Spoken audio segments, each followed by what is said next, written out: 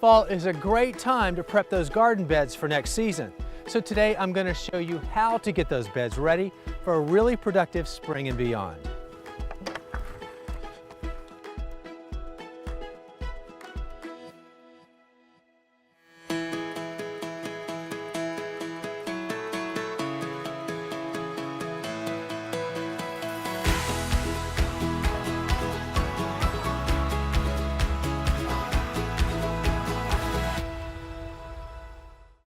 Removing spent plants from your raised beds and landscaped areas certainly has its own advantages, but there's another very important one, because now you have a blank slate in which to amend the soil. And that's very important because as your plants are growing throughout the season, you only have so much soil here, and those plants are taking up all those nutrients. So you've got to find a way to improve the soil and add back those nutrients. And for me, as an organic gardener, there's a few things that I always use, and the first is compost.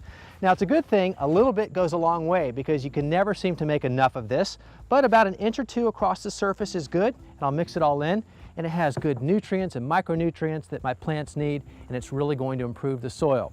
And then there's another organic amendment that I like to use, and the price is certainly right, and that is arborist wood chips.